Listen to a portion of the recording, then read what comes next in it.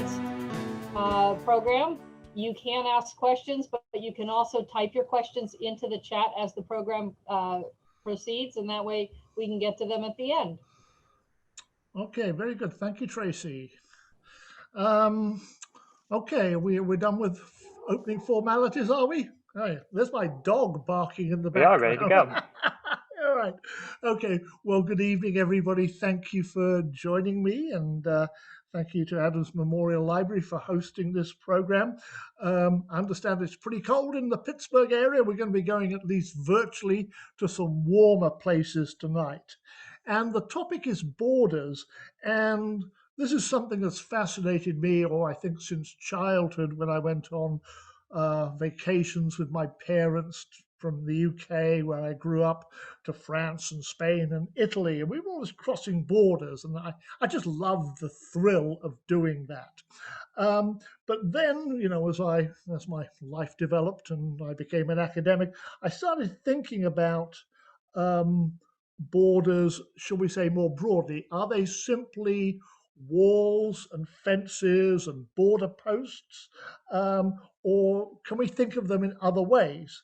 I also started to think about the borders that exist within countries, physical, economic, and social, and then also kind of what I'm calling the borders of our minds. And this presentation's based on the final chapter of my book, Postcards from the Borderlands, the way we think about unfamiliar places.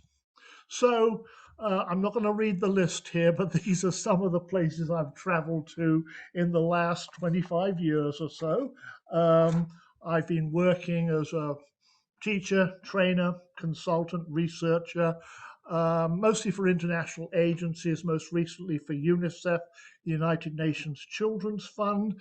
And so in the process, I've crossed a lot of borders. And as I travel, I write.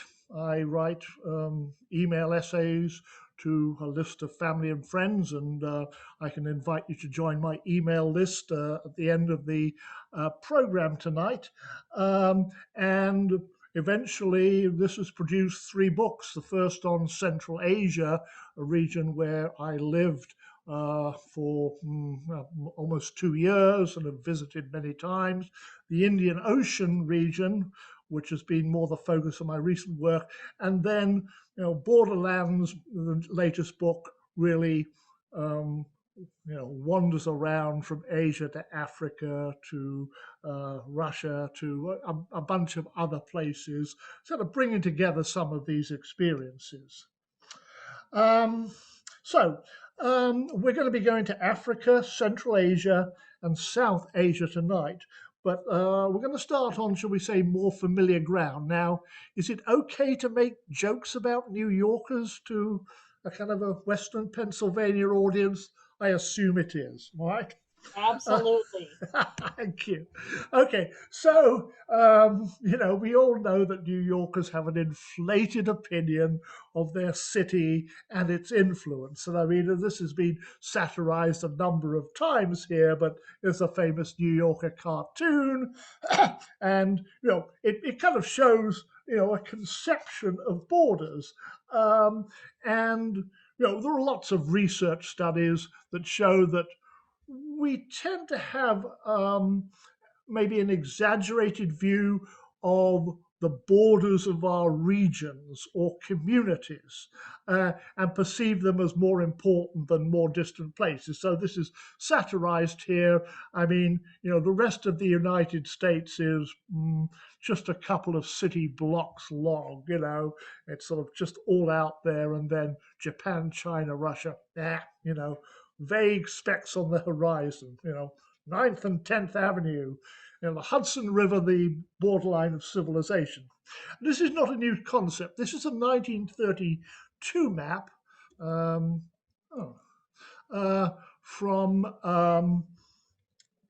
an artist called Daniel Wallingford.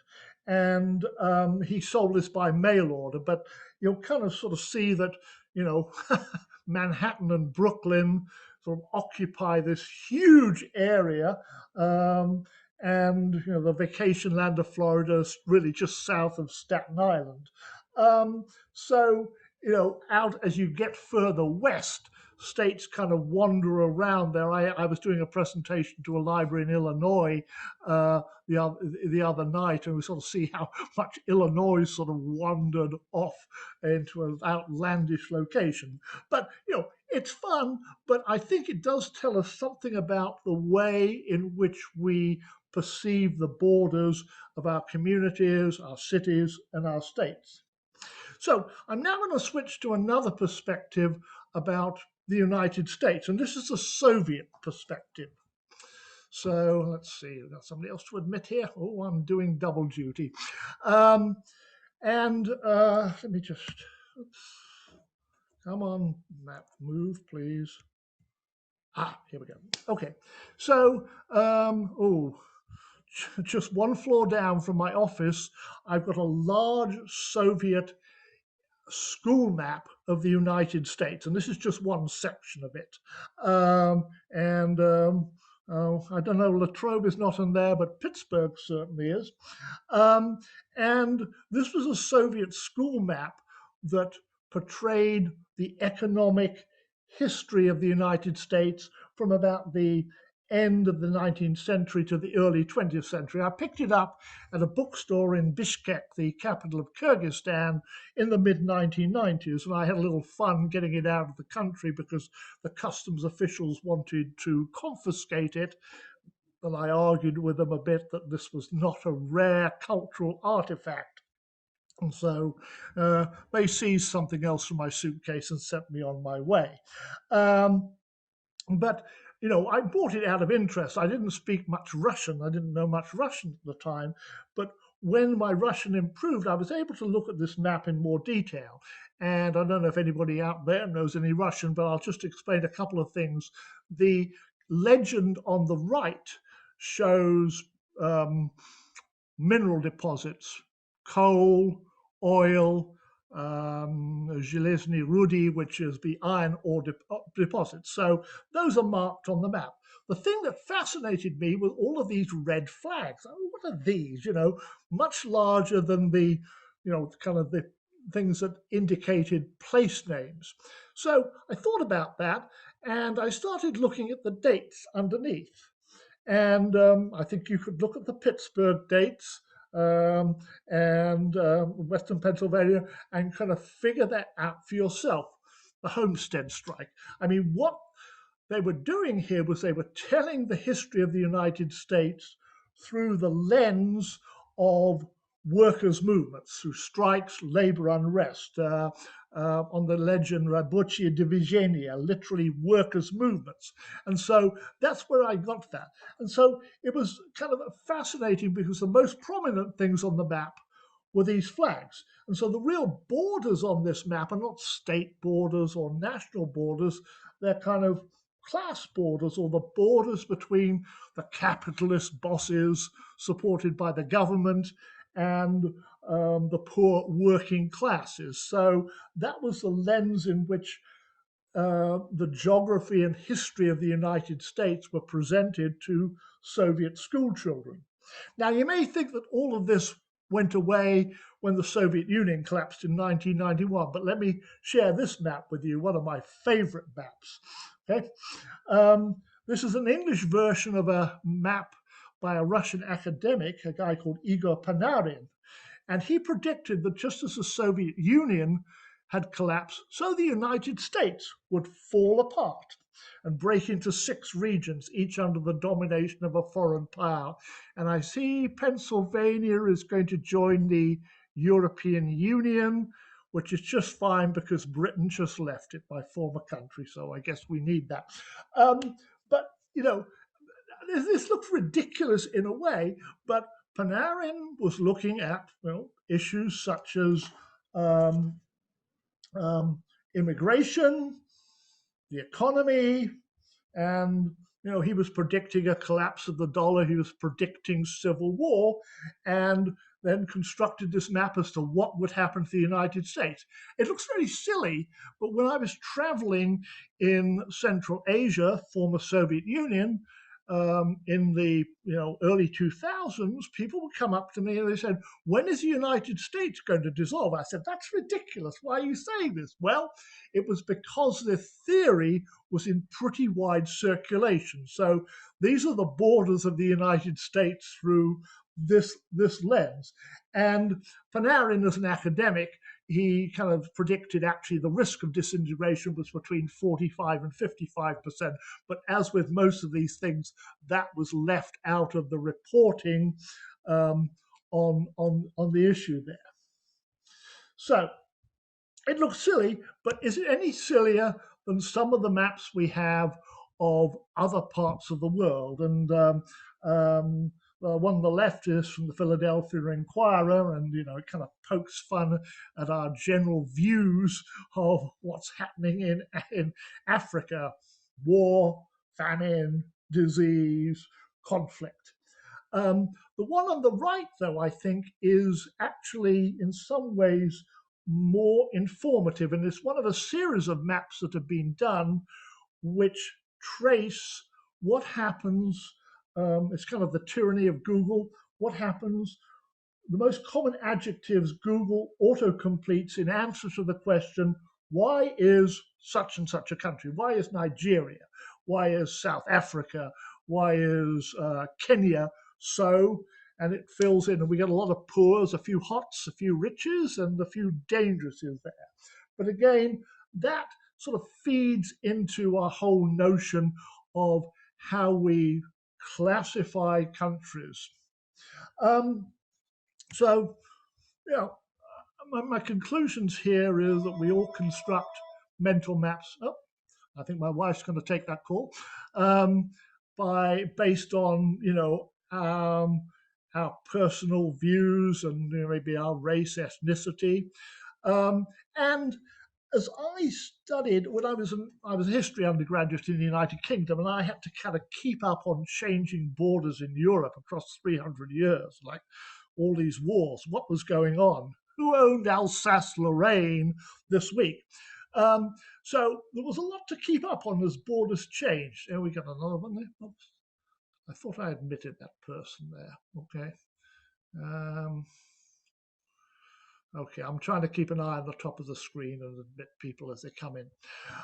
When I picked up the atlas and looked at other parts of the world, Asia, Africa, I started to think about why some countries are strangely shaped and why there are straight line borders. And this kind of gets us to some of the key issues on borders. So let's start in Africa here, okay? And sort of who draw these straight line borders? Well, it was mostly politicians, political leaders sitting around conference tables in European capitals, thousands of miles away from the lands that they were dividing. The French and the British and the Belgians and the Portuguese and Germans and Spanish to a lesser degree, carved up Africa into spheres of influence without any attention to ethnicity, topography, language, culture. They were dividing up the colonial spoils there. And then over the next half century, they started to actually finalize the border lines between countries. I love this quote from the British Prime Minister, Lord Salisbury. We're drawing lines upon maps in places we have no idea about. No white man has ever trod foot there. But that was the way the colonial powers divvied up the continent of Africa. And he was speaking at a convention where the border between the British colony of Nigeria and the French colony of Niger was decided. So these borders cut across grazing lands, ethnic groups, ancient kingdoms, topography. And there's a couple of principles here. This is like the most academic part of the presentation. I don't try not to be too academic. So I'm going to mangle the Latin here. Uti possidetis juris, as you possess under the law. The principle here is that when a country becomes independent or colony becomes independent, it simply keeps its colonial boundaries. That's the easy way to do it.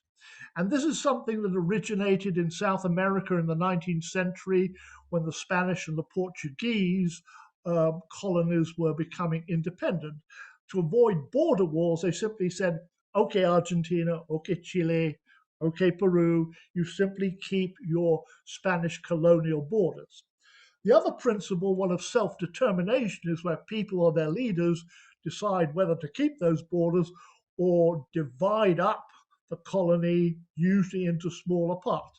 And this is one of the reasons why there are so many independence and separatist movements in Africa today, because the colonial boundaries, which have been largely preserved, cut across ethnic groups. So I think these maps illustrate it pretty well. Here on the left, here's colonial Africa, okay? And on the right, post-independence Africa. And there have been a few changes, yes. South Sudan was relatively recently created as a country, but for the rest, the boundaries of the colonial times have been retained. And so this principle, uti possidetis juris, applied with the same rationale to avoid border conflicts. Now, what might have happened if there hadn't been, if the European powers hadn't colonized Africa? This is one of my favorite maps. This is by a Swedish artist, and Nikolai Sion. And what he did was he did a study of Africa, the African continent, just before the colonial powers started carving it up. And in traditional Islamic cartography, the south is the north and the north is the south, if you like it that way. But what he showed was, the boundaries of traditional kingdoms. So we would have had, I think, a lot more countries in Africa if those have been preserved. So it's what we would call a counterfactual, what might have been. If this had happened, would there still have been border disputes? Probably yes. But it kind of shows one of the reasons why there still are border disputes in Africa, because these were often ethnically based kingdoms. Okay, I'm going to switch areas here. We're going to switch to the Soviet Union. And I guess I'm going to make the argument here that exactly the same thing happened when the Soviet, just as when African colonies became independent from the 1960s onward, the same thing happened in the Soviet Union when it collapsed in 1991. So to make a long story short, Russia, Tsarist Russia, conquered this region in the south, Central Asia, in the late 19th century. The Russian Empire was pushing east into Siberia and south into Central Asia. And the Soviet Union inherited what was Russia at the time. And the Soviets were really worried about ethnic loyalties, and they were worried about Islam. So in Central Asia, an area where I've traveled and worked a lot, they started creating nationalities. They created Soviet Socialist Republics, SSRs, with a defined territory with national borders. Now, all of these SSRs were ethnically mixed. But that was part of the plan there. They didn't want any ethnic group to be dominant in a specific area and thus threaten the stability of the Soviet Union. So they were constantly shifting around nationalities. I spent a lot of time in Kyrgyzstan and Kazakhstan, and ethnically the Kyrgyz and the Kazakhs are not too different. And kind of my joke is that when the cartographers drew the boundary between the Kyrgyz SSR and the Kazakh SSR, they pointed to a shepherd on one hill and said, "You're a Kazakh," and on another hill and said, "You're a Kyrgyz." They are very, very similar. But anyway, these artificial boundaries were drawn.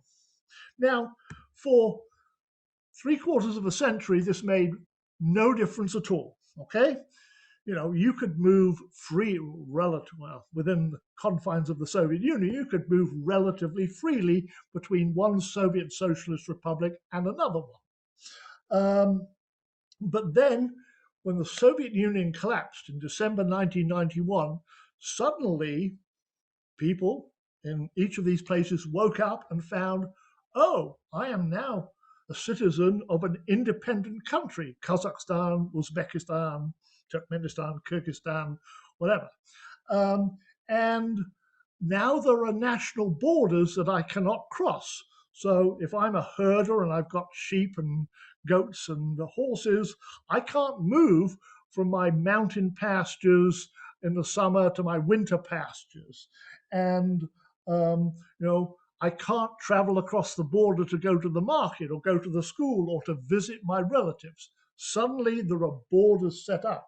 But it's the same principle that was used in Africa, where the borders, the colonial borders of the Soviet Union, were then preserved for the new countries. So, one quick example here. This is an area called the Fergana Valley in Central Asia, and the yellowy part is Uzbekistan. And you see how it sort of curls in and out of Kyrgyzstan and Tajikistan all over the place. This is the gerrymandering to kind of keep ethnic groups in check. And so in southern Kyrgyzstan, in that city called Osh, place I spent quite a bit of time, it's about half the population are ethnically Uzbek. So, this gerrymandering aimed to keep people under control. It didn't matter too much in Soviet times when people could move around, but when Uzbekistan and Kyrgyzstan became independent countries, then the borders started to matter and you could not cross. So the classic example here of being ethnic conflicts is the road between Osh and Jalalabad, respectively the second and third largest cities in Kyrgyzstan, but divided by a 30-mile stretch of Uzbekistan. And there have been conflicts over water, natural gas. And so when the Uzbeks are not feeling very charitable, they'll close the border or they'll hit up drivers for fines and stuff like that. And so while the quickest route between those two cities, and there's a lot of commerce between those two cities, is 30 miles straight through Uzbekistan, many drivers take the long way around through this little place called Uzgen, simply to avoid the border hassle. So this is the result of those gerrymandered borders drawn in the 1920s by the Soviets to try to keep ethnic groups in check, preserved upon independence and creating problems still today. So, as I saw, we'll just end with this. This is sort of the borders of our mind thing here. I traveled a lot in Central Asia in the 1990s and then up to about 2012. And I would come back to my university and people would say, "Where have you been?" I said, "Kyrgyzstan." They would say, "Kurdistan." I said, no, that's in Iraq and Turkey and Syria. I said, "Kyrgyzstan." They went, "Where?" They said, "Oh, you've just been in Stanland," which is actually, nonsense because the word Stan in Persian means land. So literally I'd been to land. But there's many examples of politicians. I'm trying to keep this one bipartisan here, getting confused about it. And then this wonderful New Yorker cartoon, which sort of uses Yiddish and Middle Eastern names and imposes them on the 5 boroughs. So, it's a place where our notions of borders are still pretty vague. Okay, so I'm going to move on to what I describe as the most tragic border story, the partition of British India in 1947. And the difference here is that while in Africa and I guess later in the Soviet Union, this principle of uti possidetis juris, the colonial boundaries were kept, became the boundaries of the new countries. in British India, religion was used as the single factor to divide up the country on independence. So British India was cobbled together over a period of about 150 years by the British East India Company, which started off as a trading group but kind of developed into a rather mercenary military outfit. But after World War II, when it became clear that British India had to become independent after the independence movement led by Mahatma Gandhi, all parties basically agreed independence has to come. So at independence, India consisted of 8 large provinces, 5 smaller ones, and a total of 565 princely states. Now, if you had followed the principle that was followed in Africa, a state like Hyderabad would have become an independent country, and that's what its ruler, the Nizam of Hyderabad, that was his official name, wanted. He said, look, you know, we can be a valid country on our own, and probably so. I mean, Hyderabad in land area was about as large as Britain itself. It had a population of 16 million and an economy the size of Belgium, a viable country.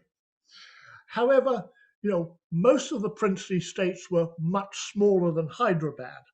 So if you'd applied that principle of using colonial boundaries, you'd have created around 600 new countries in British India. And that would have been, I don't know, political, economic, cartographic train wreck, I guess. So in the end, these princely states decided to join either India or Pakistan based on their religion. Primarily Hindu, they would go to India. Primarily Muslim, go to Pakistan. And the problem, though, was in several parts where there was a strong mixed population. So we're going to look here at Bengal, again, an area I've spent a lot of time in Bangladesh recently and got really interested in the country. So Bengal was a large British province, fairly prosperous, and it was mixed in terms of religion, Hindu and Muslim.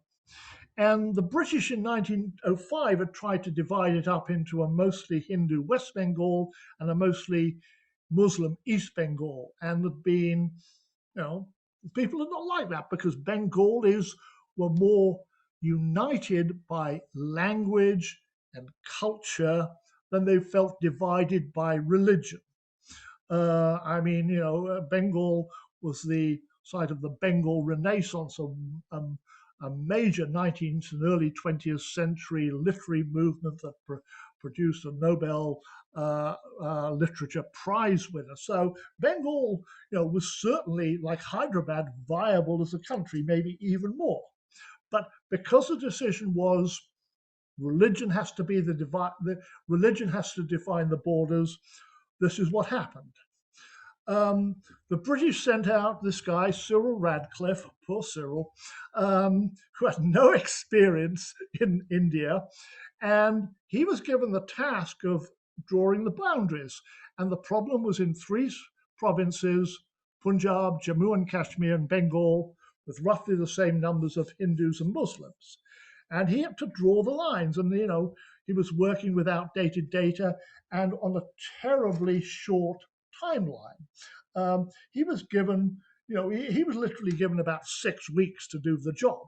And so when they announced the line in August 1947, in places the borders ran through villages, sometimes through the middle of houses.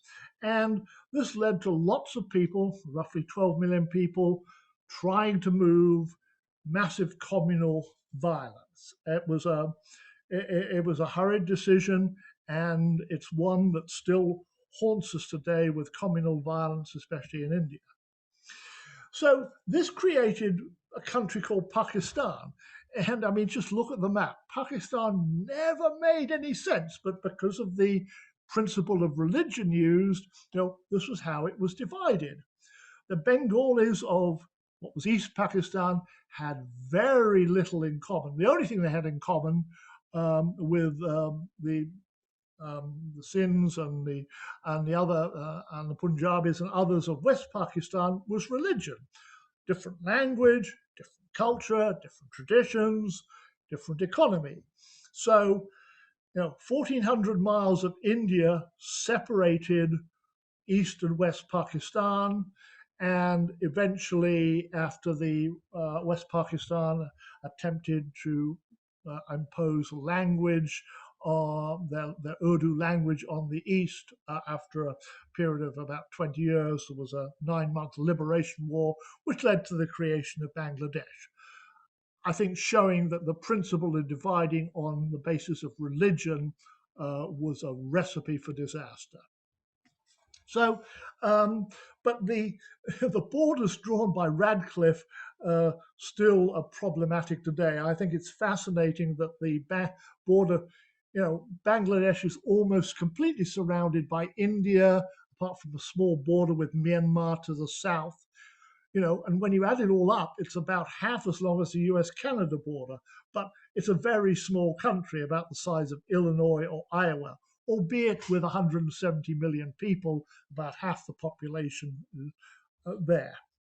And it used to be even longer because all of these little territorial enclaves called chitmahals in the northwest of northwest of Bangladesh, and this would be also in West Bengal. And an enclave is part of a country surrounded by another country, a little island within the country. And this got, most of these were quite small, but the problem was there was no problem for many years when British India existed. People could move in and out. But when the border was created, we had the state of Cooch Behar joined India. It joined India, but also all its little enclaves joined India, and a Muslim majority Rangpur joined Pakistan. So you can sort of see the map here. It's an old map. It looks like there's been a rash along the border. It's got like a nasty skin rash here, and all of these little bits of India are in Pakistan, and all these little bits of Pakistan are in India, which is a mess, but even more of a mess if you live there, because you can't get to a school, you can't get to a health center, you're going to be arrested if you cross the border. And it took until 2015, let's see, 55, almost 70 years after independence for a land swap to be arranged to hand over, to eliminate all of these enclaves. This is why the economists once called this the world's craziest border. Okay, I'm going to finish with a confession time. My cartographic crimes. Okay, it's time to fess up here. But I make the point here because it's, borders are very important. So I have knowingly violated the 1961 Criminal Law Amendment Act of India, and also I've imported prohibited articles, maps to be particular. So the fuss is about this place, like Bengal, like Punjab, Jammu and Kashmir was one of those religiously mixed states, about half Hindu, half Muslim, that Radcliffe divided up as well as he could. And today, India has a bit over half of the land area, Pakistan a little bit more. China had a war with India in 1962 and grabbed a bit. Now, on official maps in India, the whole province is shown as being part of India. But in fact, something like 30% is in Pakistan, and this thing called the line of control, heavily militarized. India and Pakistan have fought 3 wars over Kashmir.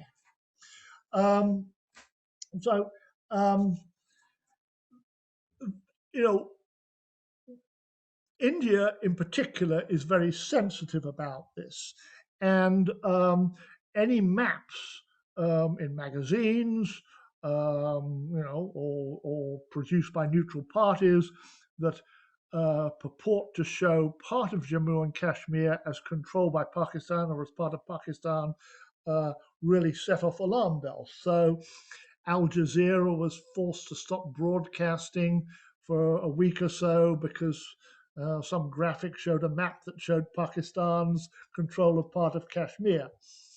In 2016, the government of India briefly floated a draft law that would punish cartographic criminals, including myself, I suppose, with up to 7 years in jail or fines ranging up to $15 million for producing or circulating, quote unquote, incorrect maps. Now, they didn't go forward with that legislation, but it kind of shows the paranoia over borders and maps.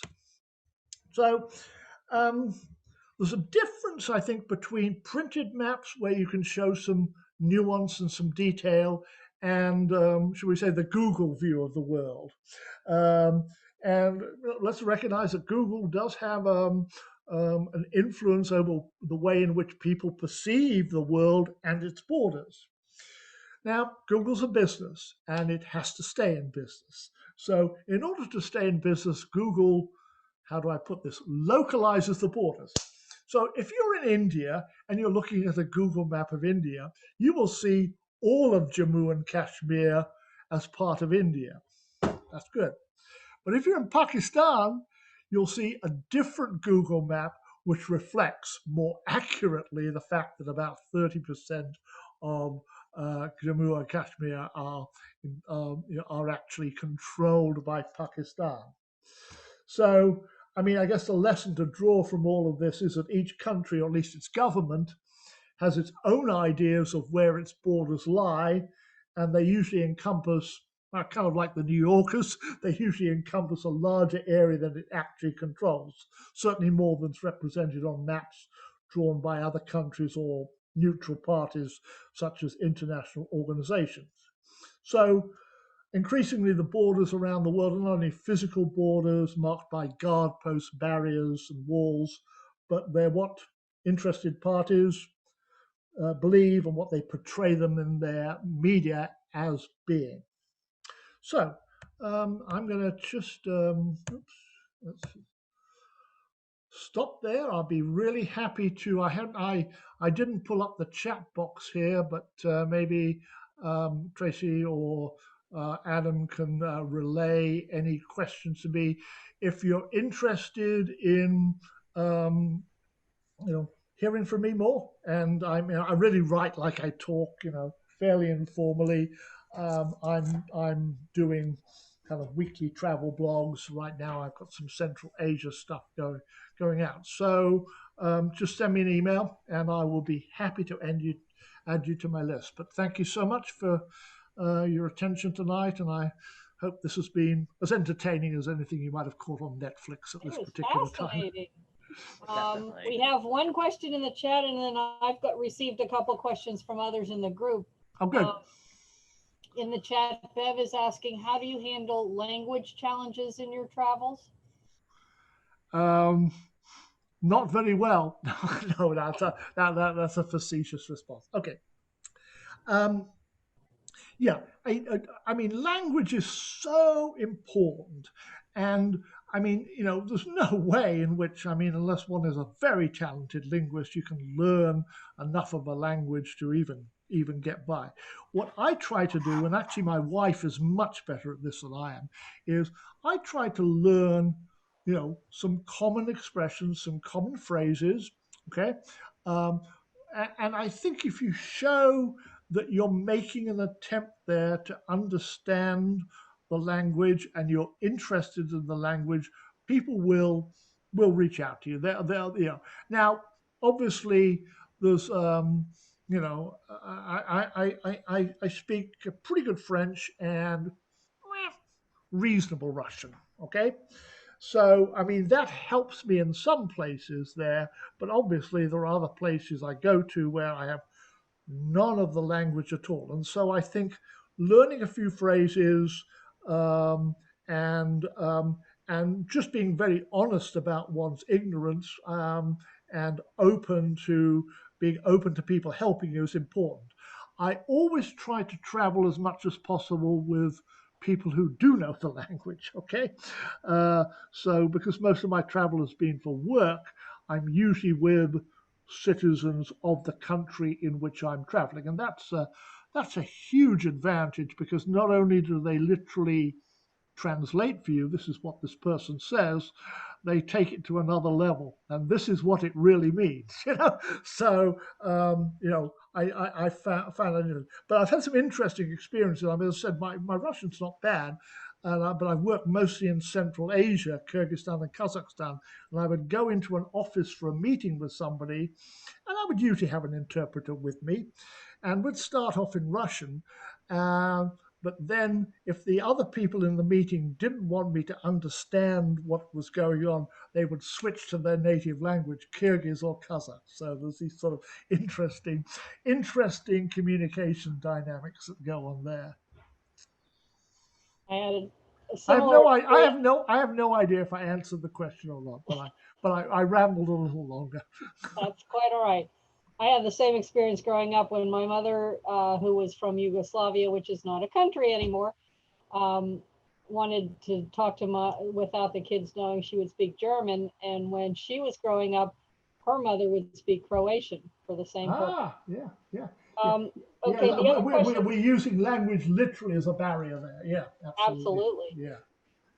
Yeah. Someone said crossing physical borders differs based on how their residents conceptualize the borders. She wants to know if, like, crossing from one country into another country, the actual experience of crossing the border, did that differ from country to country Oh, based oh, on the oh, locals? well. Oh, depending on whether you're a local and or whether you're a foreigner. Yeah, Yeah. yeah. Okay. Yeah. Okay. Oh, sure. Absolutely. Yeah.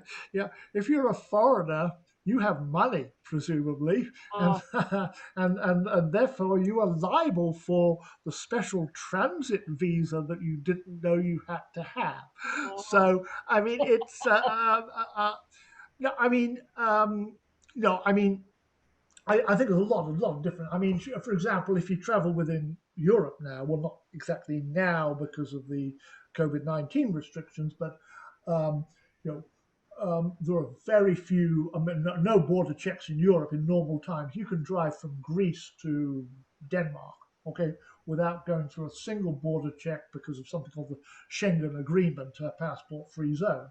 Now, other parts of the world, it's more difficult. And I mean, any country that starts asking you to pay for a visa and things like that, you know it's going to be more difficult. And there's, I mean, some interesting tactics to use there. I mean, I try to be open and friendly and not shuffle around too much. Um, but there's an interesting. I mean, one of my colleagues, I was in Madagascar, and we were coming into the airport. It was late at night. We were exhausted, and my colleague, who knows Madagascar well, I mean, speaks Malagasy, he sort of picked up our passports and he put like a 2,000 Ari note into each of them, okay, and he passed them over, and boom, suddenly we were through. And I was sort of a bit uncomfortable about that, but because hey, we're fostering corruption here. On the other hand, you know, sometimes it's kind of what you have to do to get through. And also, I mean, I say corruption, but let me recognize, and this is the same with police hitting you up for fines and stuff like that, these government servants are very poorly paid and not necessarily bad people. They need that extra money to put food on the table for their families. So I mean, you kind of got to put aside some of your, I'll say, moral scruples, but some of your your Western ethical principles in some countries as you navigate. someone else asked, I think it may have been one of the people who came in a little bit later, why did you originally obtain that Russian map? Oh, why did I play Russian map? Yeah, okay. Simply because it looked interesting. I had no idea what was on it. Yeah, I bought several maps there. I mean, it was my second visit, I think, to Central Asia, and I was in a bookstore, and I went, "Oh, that looks really interesting." But I mean, the final joke at the airport was as they tried to shake me down for this and that. I said, "Look, this is a map of the United States. What am I going to do? Plan an invasion of the United States? Come on, you know." So, but I, I, I mean, I bought it just on a whim. Now, I mean, I've had it framed because I consider it actually a pretty important, or not important, but not that it's valuable or not, but a pretty revealing historical document in terms Sure. of the way in which, you know, Soviet school children were taught about what to think about the United States. Yep. You kind of blew my mind with the two maps of that Google shows for Pakistan and India. That was pretty incredible. Yeah, yeah. And I'm sure there are other examples around there. I mean, there are some countries, I mean, India and China in particular are very sensitive. I mean, China, in fact, have been some examples there. I mean, I think there was a Chinese passport that sort of showed Chinese, most of, Vietnam and being part of China. It's like, yeah. And, it's perceptual, yeah. Yeah. We've got one last comment. Fascinating. Thank you for sharing your expertise. Well, So, it's been a great pleasure, as you can probably tell from my attitude. I had a lot of fun doing this. Okay, now I do want to make sure that I don't do anything bad to the recording, having done it. So I'm assuming one that. last thing I'll mention is that I've added the postcards from the Borderland book to the ebook collection. The Okay, great. physical books are taking a little bit longer, but they will be in our collection shortly. So if anybody wants to continue reading, they'll be able to get their hands on a library copy shortly. Super. And just to everybody, when you read, you'll hear my voice. I kind of write like I talk. I really do. Yeah, yeah. I never quite fit the academic mode too well.